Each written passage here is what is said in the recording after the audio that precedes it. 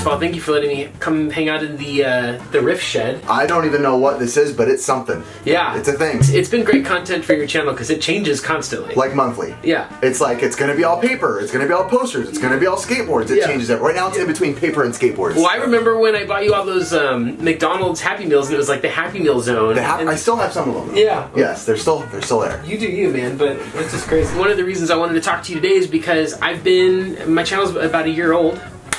We're doing it, baby! Happy birthday, Mort's channel. Mort's Garage is really cool. I didn't start doing any editing ever until I talked to you. And you set me on this path.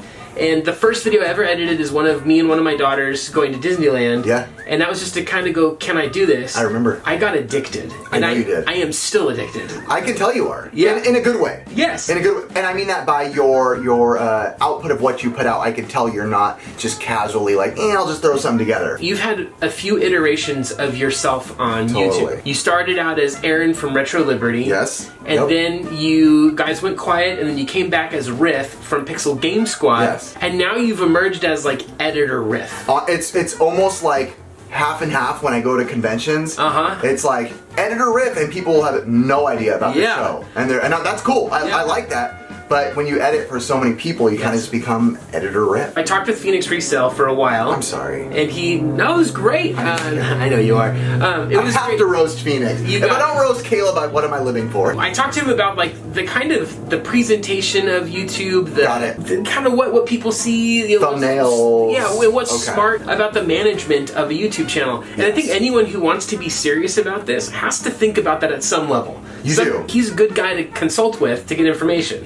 I will say I've been doing this in this space for 11 years. Caleb is, whether you love him or not, he is by far... He has a very divisive response online. Not a mystery. Yeah, he knows that. You either love him or you hate him or whatever, or you're somewhere in the middle, whatever, but he knows what he's doing. How did you get into editing and doing all this stuff?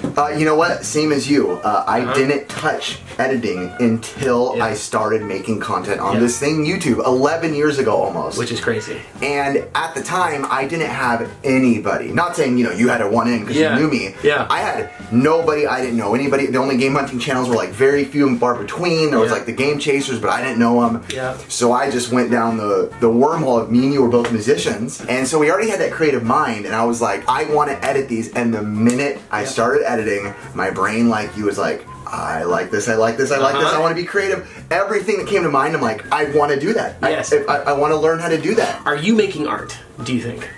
I will say yes. Okay, and what and how, why, and how do you define that? Because I can see, again, if you are, art is really subjective, but for me, and the way I put it is, I get the beauty of seeing people enjoy it, so to say. Yeah. I'm not a painting where I have to look from the outside and go, I wonder if people are, I get to physically see comments, people come in our live streams and go, oh my gosh, this was so funny, this was a funny edit, and that's not tooting my horn. That is such a beautiful thing because it's something that you love doing. It'd be different if it was my day job and someone's like, man, you built a great electric pole. I'd be like, I don't care. Like, but in this, I'm like, thanks. Like, I love put my heart into this. Heart for art, bro. Yeah.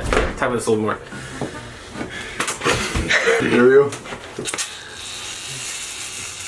I wonder about this kind of stuff, like what makes something art, like, because I think with art you're inherently expressing something, like you're communicating something. There's some people who are just making stuff just to be fun and funny and entertaining, and then there's some stuff that hits where you're like, ooh, like there was something behind that. Like one of the most standout moments on your channel and in your editing like body of work that I've seen so far, I like this, is the video that where you guys wrote the Sonic song, or no, you did the remix of the Sonic song. Yes. And then you did the kids playing games, which was with the like the VHS effects on it. Yes. And then it sort of morphs into you guys as adults. Yes. And then the message at the end, never stop playing. Yeah. I love that because that to me was like that is the very heart and center of this genre of YouTube, is the childlike nature of collecting old video games. Totally. Yeah, that was a really fun moment for me to kind of be able to put into like many things into one video. We collected a great item, so it got my collecting side, and then I got to put the musician part, which we talked about earlier. Then I got to put that morphing of my kids and my buddy Andy's kids turning into us. Of like, this is like we aren't, look around. We're very adult men with great careers, and we do really important things in the world. but we also we're kids. Yeah, we're kids. And I think it's interesting. Most collectors don't want to just have their stuff. They want to share it in some kind of a way. Totally. And I think some people want to share it as a way of kind of puffing their chest out a bit, to be like, look at all this awesome stuff. And other people, it actually represents something about them in a different way. And neither of those is wrong. It's just to say that it all means something different. And I don't know that this kind of scene could exist without YouTube, because of the way that it's so shareable to these experiences. Yeah, I feel like, again, I'm not there because I started this journey kind of on YouTube, and I did collect before, but I would say I felt like a little bit of like, honey, look at my games, and she'd be like, cool. And I'm like, I want people to like be like, not like look at me, but like express it with me. Yes, It was just me and Ricky, you know, behind a door where only it's just us like, cool man, bro fist. Yeah, yeah. And I'm like, I want more people to see this. Yeah, so. Because it's cool. And it's funny, you sharing your stuff is what got me to be like, oh, like it's okay to like this. Yeah. It's not, because growing up in my childhood, if you were into this stuff, you were like very much a certain kind of nerd kid or whatever. And totally. That's changed. I also think that changed. I also think that people who do YouTube, and I've never thought of this before, but the past few years it's kind of hit me that we almost like, if you're successful, whatever it means to you, if you have a large audience, is what I'll say, a good sized audience, I almost feel like we hold like some sort of responsibility as like, when we find those items that aren't seen by the world, like, not to flex them, but be like, dude, don't forget about like this lost media that like the world wouldn't remember, doesn't know existed if somebody, you know, because one of the best comments you hear about doing something like this is you show something that was like nobody knows about, nobody talked about, but then you'll get the one guy who's like, my dad worked at Sega in the 80s and I saw that behind the counter and oh my gosh, I can't believe I forgot this thing existed. And it's like, those are those moments where it's like, and it's all right, funny, you know. My reaction to some of that stuff is like, some of that is just, it's a childlike, you know, it's from a period of my childhood, but I don't, to me it's kind of like, like what's the big deal, you know, like, and it's interesting to see because, oh no, that, like, the most important thing in my collection, the most important thing that I own in my collection is probably Pokemon Puzzle League or Banjo-Kazooie on the N64. Childhood. Because they're associated with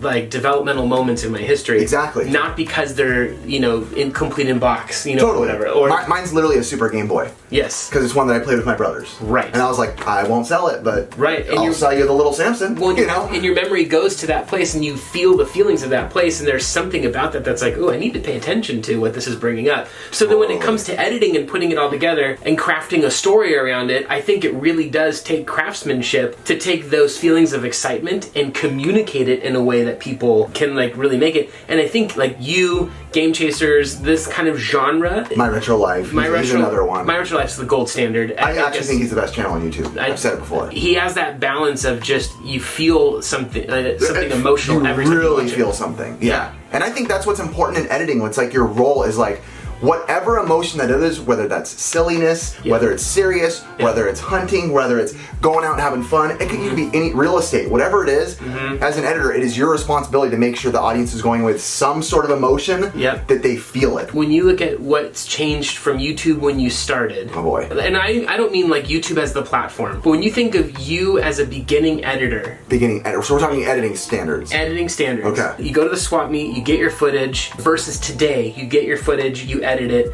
What is different for you in terms of how you think about what you're about to put together? I think before it was kind of just here's a big like drop in the footage and just like there's what it is, and I hope somewhere along the line we communicated something for you and you got something out of it, which can work. But there's also strategy to this. There's reasons that certain movies make you cry or feel a certain way, because it's not that you're trying to pull fake emotion out of someone, but you're just trying to put them in that emotion deeper. And old YouTube, at least for me when I first started, that wasn't really, the Game Chasers were doing it, a couple others were doing it, but as far as game hunting and that genre of what we did in editing, it was just like, I hope you get something from this footage. And I will say, in the editing standpoint, this is maybe kind of a little bit different topic, but some people require more editing than others, and what I mean by that is some people, and again going back to Hayden from the guy who edited for Logan Paul, he was saying Logan Paul is almost one of those guys, whether you like him or not, that could almost get away with no editing. Right. Because he's almost an edited video in himself. Oh, it's so true. I think one thing I've learned from doing YouTube is that there are certain things that are just kind of X factor things. So absolutely, you can have tricky effects and cool things, but if the person it hasn't worked on what it means to be engaging when they talk, they don't talk with their hands, they have a monotone delivery, those things can just turn someone off. If someone naturally can do that on camera, then it really is, you're not trying to spruce up anything, you're just letting it roll. Like I did that, I don't know if you watched the pickups video I did with Gabbo. I did, it was great. It was one of my favorite videos. Okay. Well, I think I went overboard on the cutaways. I know. And well, but here's the thing, Gabbo, I think, is just such an inherently fun person to watch on camera. Yes. Like, you could let it roll unedited, uninterrupted for 40 minutes, and you would just want to know what he's going to do next, because that's his personality. Well, it's funny you say that, because I'm in, like, the weirdest position I've ever been in YouTube, where I'm almost running the biggest experiment I've ever ran. Interesting. Is I have my main channel, Pixel Game Squad, like 85,000 subscribers. Awesome. And I just started this new channel, Pixel Plus, which is the same thing, but raw. Yes. With just music. I literally throw it in the timeline and put generic NES music. Future Riff jumping in to show you that is just without music. All I have left is music. This is on Pixel Plus. It's as basic as it gets, and I've been here for about 15 minutes editing that. That is it. So I'm running an experiment right now, basically, of like paying somebody to edit my channel, which is funny. People laugh at that in its own right. And then doing another channel raw, which is the same thing. Some people like the raw footage, some like it wild. And their numbers are almost the same, which is crazy. Which is interesting, because what it says is, why are people watching your channel? I would be curious, why do you think people watch Pixel Game Squad or Pixel Plus? I truly believe, and I don't say this to toot our horn, but I really feel like the number one thing we hear in the comments always is not even about our finds, even though we're finding like the craziest stuff ever. Insane stuff. It's that you guys are just having a blast. That's it. And I think that's really what it comes down to is we've honed in this community of just the swap meet, the vendors, you stop by, the random guys stop by, people that aren't even part of the crew stop by, and it's just this big smorgasbord of like, man, that's a fun experience with a bunch of dude bros that you love, and you just all hanging out, nerding out about whatever you're finding. One of the biggest lessons I've learned from you that has to do with YouTube is actually the way that you respond to negative comments, speaking of comments, because you have such an interesting way of just kind of doing one of these to where you don't you're not reactive. It's almost like if someone's shooting a fire hose at you, and it's almost like you kind of have like a C-shaped cone, and it's just like going right back, kind of like, man, you guys are too wild and crazy, and then you'll be like, yeah, that's our personality, I guess, instead of like, no, like, we're not wild and crazy, we're like, you know, we're super mature. Well, then you should probably find another channel to watch or something. It's just usually like, well, yeah, that's who we are. Which I know, you, as a YouTuber, it can be very tempting to have that mic drop moment, but I can't tell you how many times those people have come back who came out angry, and I said something, just whatever, and they came back like, dude, I'm so sorry. One thing I've learned just about human personality in general is that a lot of times when people rage in this manner, if it is a rage or if it's not, people are going through something, and you're kind of a safe like target because you're some blob of YouTube. If you look at it compassionately as like, oh wow, like something's going on that you feel that much vitriol towards me, you know, unless I've done something, you know, unless I actually did something, I'm like, oh shoot, I didn't catch that, probably shouldn't have done that. But we don't do, that's not really our human nature anyway, so we don't do that kind of stuff. But you know, I could easily, you know, good luck living in the basement. Hope you get a girlfriend one day. What good has ever come from that? I can't think of anything. I think that speaks to another thing about doing YouTube that I've learned is that, you know, in doing my own, going to my own therapist and working through my own stuff, is realizing how important it is to have a sense of emotional security when it comes to being putting anything out there, because you have to be so comfortable with someone saying, dude, I hate this. I think, like, I've put out stuff before where I'm like, this will be great, and people are like, that was really dumb.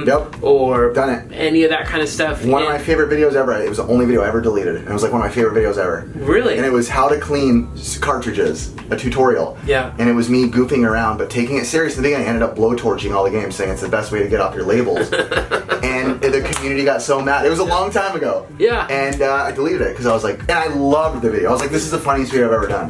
But well, and that's, I mean, it's understandable. Like, and sometimes you'll say something from an earnest perspective, but it ends up being like, you're like, oh, you know what, that was insensitive. I love the earnest movies. I know you do. I think one of the things that I've noticed is that your videos have never really had an A to B story arc.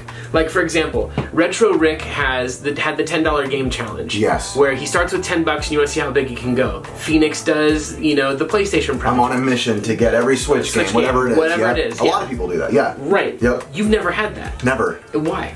I've always just been starting in the early days of YouTube, I think that kind of did that to me. Because I was just uploading just for uploading, and I do understand that there is much bigger benefits and retention of keeping people on a journey and this and that. So I try to do as much of that as I can within, like, I don't know, thumbnails or something. But in reality, my passion is just that every week, because it's such, like, 11 years of game hunting almost at the same swap meets. It's almost like I don't want to force a story when our story really is. We're just regular people like you who may not have a story with your collecting goals and may just say, I'm going out this weekend and let's see how fun it can be and let's see what we can find. Totally, and I think with that being said, there's something about that's just you, that's being you. Yeah. But I think one of the things that I've learned a lot in watching, this guy edits and Hayden Smith, there is such an emphasis on an editor is telling a story. And because if you don't have that emotional piece, people aren't as interested in what you're doing. Totally. Like, for example, I have a giant collection of video games in my garage. You do. And I'm going to get more. That's not a very compelling story. Got it. That's not like, to me, at least to me, is like... Yeah, totally. Like, okay, neat. Totally, but like, what can you do to make someone interested? Like, Rick probably has more video games than I do in his collection. Probably. And yet, like, you're dying to know if he's gonna make money and get more for his game collection. Pac-Man Case is doing this right now. Other people are doing this, and it's really cool. Like, because you want them to win. You want them to get the win. But I think that's one of the, if anyone were to ask me what's one of the biggest takeaways as an editor, it's you can have the worst editing software. Yes. You can have low production stuff. Absolutely. But if you can tell a great story. Retro Rick did it all with a cell phone. All the way to 100K. That's 100K subscribers with a cell phone. Yeah. I've had people reach out to me and go, what software do you use? What are your plugins? Literally just Final Cut Pro. I have Envato Elements, which to me is essential, which you turned me on. It's a great one. That and Epidemic Sound, which is funny. I'll put in something for my sound in my video, I'll watch yours and you're like, songs. Oh, I know where you got that. Yeah, totally. You search synthwave this. Yes. And I'll secure it on other channels too. Epidemic has great music, by the way. I'm not even going to give away some of the other ones I know because I don't want people to start using them for the other people I edit for. Well, very nice. I'm wearing his socks. If you know who it is, you know who it is. That's it. Oh, Saki. I didn't know you did. Yes, I edit for Saki. Saki McGee. He's my favorite. I think that's one of the interesting things is thinking about yourself not as someone who's doing tricks, but as someone who is telling a story and having a compelling story to tell. Yes. So what's interesting about editing is I ran 2 different shows, and I still do. Not as much anymore, but I ran a show called the NES Pursuit, which we still call ours that, but we had like our mainline episodes, and they were very TV style, very, narrated, Pawn Stars feeling, and those had a little bit more of a story arc. So we played with that, and then we did the idea of more the run and gun, have fun, be stupid, be silly, and that's who we always are anyway, and see what happens. And you never know what algorithm YouTube is going to pick up for you. You never know what YouTube's going to be like, that's what people want with you. We found with us, on our channel, people wanted the silly, live, raw. That's like what, when YouTube, we did that more, YouTube was like, oh, we like this a little more for you guys. So maybe our tone wasn't meant the same for the more story-driven. It just depends. I've had guys who do real estate who are like, dude, I want mine like crazy memes and everything. Can you edit this? I'm like, no, it doesn't fit you. Editing has changed my life. So I started learning editing in January of 2022. And then I would consume everything I could on tutorials, things to do. Like, I get the text. You would. I was like, give me all of your sound library. Like, I was trying to get everything. How do I do this? Yeah, how do you do this? And it was great. You're super helpful. But it developed up to a point where there's an outside company that hired me to edit for them. That's and amazing. I'm doing that like part-time as well as everything else that I'm doing. And now I'm like, I want to edit full-time. Like some people will talk about YouTube and they'll go, the editing's like just so tedious. And I'm like, what's the cool thing you're going to pull out of this thing? It feels like it's like a calling that came at this stage of my life. When I go to the gold standard of telling people who are new editors, well, how much time does it take? Is it going to take this long?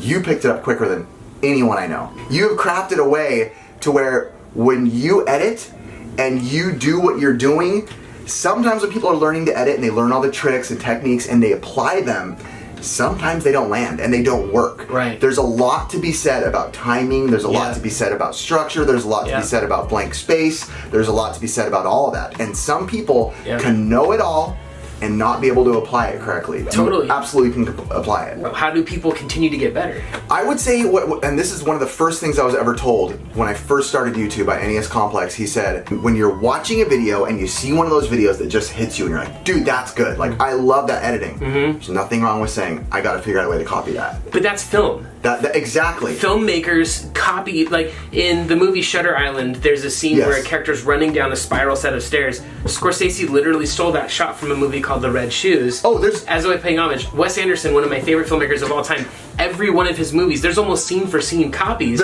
but they're not stealing. Tons of movies do that. Right, but they're not stealing in the sense of plagiarism, they're stealing in the sense of homage. Honoring, respect, you know. Right, like if you knew this random cut of a movie from 1953 from a director who only made one film and then died tragically, Wes probably saw it and was like, ooh, I'm going to integrate that into my next film. And that is so cool. Like, it's amazing. Yeah, and I think that's, stealing is a really important thing. I want you to hit me here with this pretty good too. What's the I hit you kind of hard, I'm sorry. It hurts. I think one of the best things you can do is have people lean into your stuff. Have you gotten critical feedback that has changed the way you make your content? 1000%. Give me an example. Retro Rick and Caleb. Okay, what did they say? They basically, when they came in, I was already doing all this stuff, right? They came in and did YouTube and started going like this. And I was like, man, what in the world? Like, I've been doing this. Why isn't it this? Why isn't it what? What can I do to change? And I basically talked to them privately, and they're like, you need to actually look at your analytics. I know you do this because you love it, but don't be afraid to look at it. This thumbnail sucks. This type of title sucks. And what I found is my editing was on par, for sure. I mean, enough so that they hire me. I do all their videos. Right. But they were like, you're missing this one element. Yours sucks. Yes. This sucks. Both of them told me this aspect of your YouTube sucks. Remember your old Retro Liberty thumbnails were just a smattering of images. Yeah, and guess what my titles would be? Yeah. Windy Goats and Mariachi. Right. Literally a title. Right. One of our best finds. Falcon Punching Ninjas. Which is crazy because you have millions and millions of videos uploaded every day, millions and millions of viewers every day. You have to stand out, and people hate. But people hate thumbnails. But it's like, well, when you go to the movies, there's 8 trailers that you sit through ahead of time that are all trying to emphasize an aspect of what the movie is, and it's got to entice you. And if a trailer is really good, you get hyped. Well, and what's one of the biggest things people analyze when they drop? They just did it today, I think. Movie posters. Right. The new Mario movie posters. Everybody's analyzing all these YouTube channels, and that's a thumbnail. Yeah. That's, hey, this is what you're getting. And what is this? What's going to be in it? Thumbnails could be the same thing. What about like from an artistic, creative perspective? Have you gotten any feedback that has changed the way that you create videos? Yes, absolutely. It's one of the first videos I watched, and I will say to this day, it is the #1 thing I see editors' mistakes. The #1 editing mistake I see across the board from editors, and that's not transitioning your single cuts. So you watch a video, right, and we're outside of the swap meet. Cut, all the dead space, right? Hey, Mort, I just filmed this. 2-second breather. Oh, look at that. And you cut that dead space, right? That slim second of audio needs to transition this much dink on every clip, because you will never hear that, because wind has a different sound. Most people do not notice it. People go, what is it about your editing that just feels like smoother? I don't get it. Like, what is that? And it's because people do hard cuts without these tiny little... Air has sound. Yes. If we walked outside and moved the camera over there to look, oh, different. Then in our room, you'd be like, oh, in the house it feels different in here. Got it. So people don't hear that. So one of your biggest things was essentially how you edit audio. Absolutely. It was the biggest thing. And I think to this day, right now, currently, I think the most important thing, currently, again, there's storytelling, everything, I have found that I have gotten the most power out of music. Yes. Out of telling a story with music. And I don't even apply most of this to my own channel. I do it for most of the people that I edit for, because theirs are more story-driven, mine are more fun-free, whatever. They're video gamey sounding. But music is so crucial at every moment. Every moment. I don't want to download that song because I'm only going to use the audio for 12 seconds. Do it. Do it. Download it and your video will be that much better. On my first videos, I would just put the song in as background noise. And then now I'm at the point where I'm really comfortable with what I'm doing. So I had a recent swap meeting video where I found this pizzicato violin that's like... Oh, it's one of my favorite. And then I was like, okay, I'm really going to play with the sound. So I doubled the tracks, so it got really messy. And then I ran them backwards at the end of it as things were ramping up to just communicate some tension in the moment. And that's stuff that's just like understanding how the music and the visual have to talk to each other. For Absolutely. There's tricks with sound effects you can use. I know a lot of people love the impact sound that builds up to a and it stops. One of the best tricks ever is to reverse that and play it backwards instead. I do that all the time. It sucks in instead of pushes you out to a harsh ending. It makes you feel like, and then it like almost like takes your breath away and going, oh, he's gonna buy it. It's like a release. I think that's one of the coolest things is grabbing sounds and running them faster, running them slower, running them backwards, like putting random effects on them. And I would say... That also gets you past some copyright stuff. Gosh, it sounds like that Backstreet Boys song has some flanger on it. Interesting. That's one of the best ones. Here's a tip that a lot of people want to know who's watching this. It's actually probably the most things I get asked all the time is, how long is too long when you steal a clip from a movie or show it? They say the golden rule is 7 seconds. I, to this day, have only been flagged twice in 11 years from taking someone else's, it was a Whitney Houston song on one of them, and then recently on Retro Rick's video, an old Jurassic Park commercial for like the toys got flagged. That was it. Only time ever. But it was longer than 7 seconds. Copyright stuff's interesting because you're commenting on it, on its history, so I think that would fall under fair use, but then there's also stuff like the transformative property. So if you're using a clip from The Office to be a punchline to your joke as though those characters are saying what you're feeling, that's transformative. Yes. I used to put in so many film clips into my videos. I remember. And then the more now that I've done my channel, now I'm using my cutaways and everything from my experiences. So Elisa saying, "That's expensive cardboard." Romeo saying, "It's amazing." You generate your own memes. And it's awesome. The power of peer pressure! When I started YouTube, like 3 episodes in, I met with NES Complex, who has great videos. He's honestly one of my favorite editors on YouTube. He's an incredible editor. One of the most important tips he told me was to have like returning catchphrases that people, and this was early YouTube. So I was surprised he was thinking that way. And I think it's because Game Chasers were at that time kind of exploding, and it was like the alright and the I'm a floating head. So right away, what I learned is it's best not to try to make your own. Like, I bet if I say this a lot of times it'll be funny. Never. Let the editor find that out. I tried that. For a few videos I was like, fellas, ladies, gentle babies. I don't think I overdid it or anything, but I got 0 response on it, and I was like, done. Not doing that anymore. That's really something that you should let your editor, or if you are an editor, find within a video to let it happen naturally. I'll be honest, I don't even know if they want me sharing this. When I started editing for Retro Rick and Caleb, one of the first things both of them told me is make a meme. Somehow, like find a meme, that's it. And what happened within a month? For my son! For my son! For my son, and I Like Money became like everywhere, everything, because it just worked out, it was natural, it was fluid, and I put it into videos, and it just became a whole thing. That's awesome. I think that's really when you trust someone to edit your stuff. Gabbo's stuff, I don't know if I ever told you, all this is because we're just replaying and reminding people these are funny one-liners. And it's endearing ultimately, to these, cause it's part of their persona. Like Rick's persona and For My Son, it fits perfect.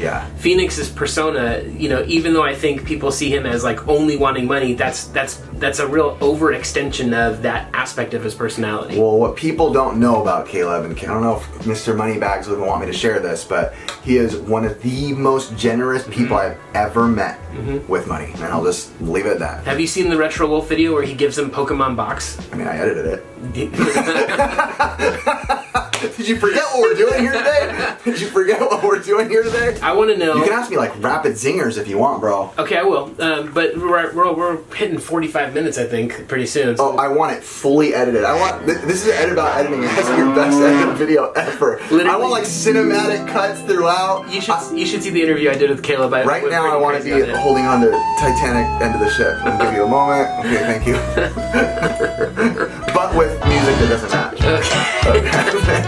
It makes no sense. You're taking what you've learned and applying it properly, and I think that's huge. Again, like we said earlier, some people learn a lot of things and don't apply it correctly. You are completely applying your comedic timing very well, which is important. I think that's 100% what you're doing. Is there something I'm doing stylistically that you think is like, it's a little boring or tired or like overdone? Oh, if I had to pick it, I don't even know if you do it. Have you ever used the cricket sound effects? Never. I won't touch.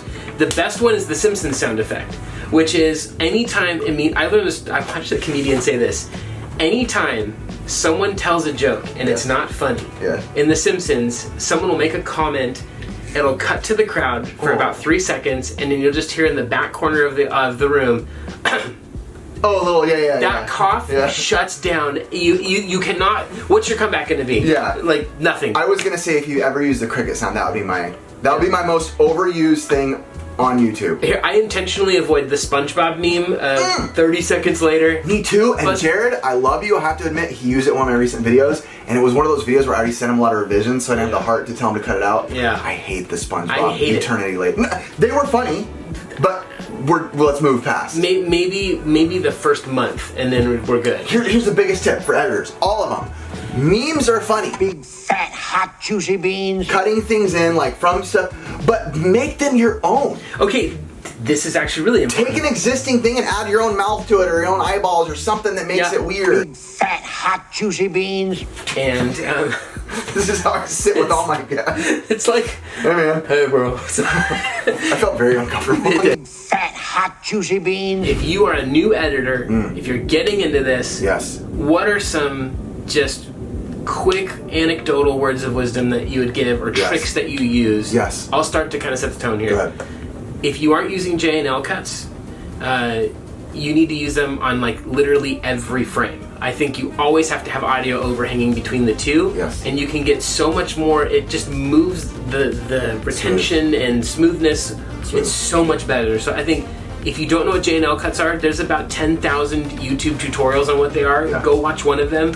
They'll make your stuff sound better. It's essential. Not only sound better, but feel. And then the other one I would add is YouTube is about being breathless.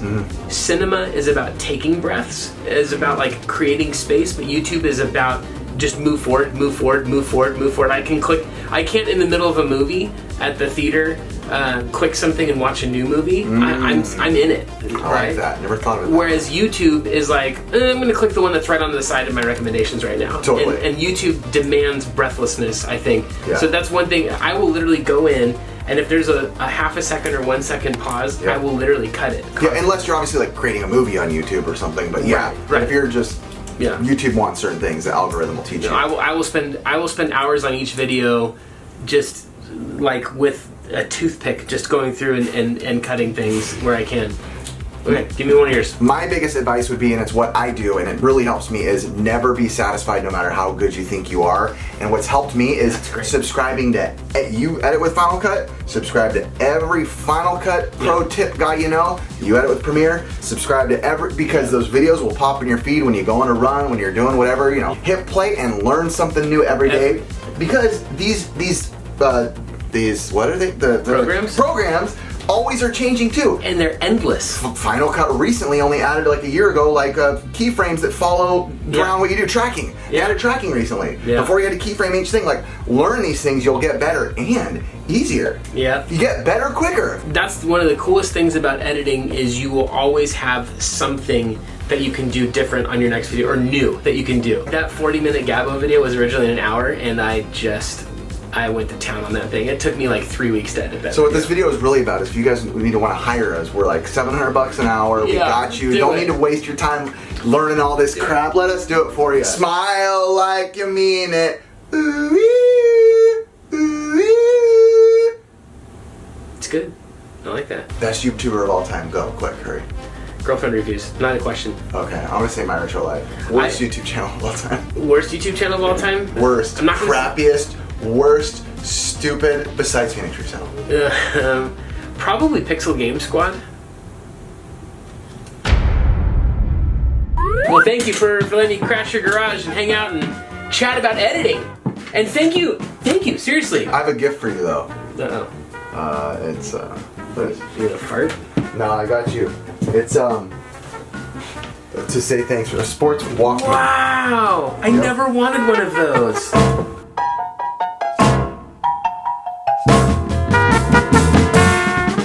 Big, fat, hot, juicy beans.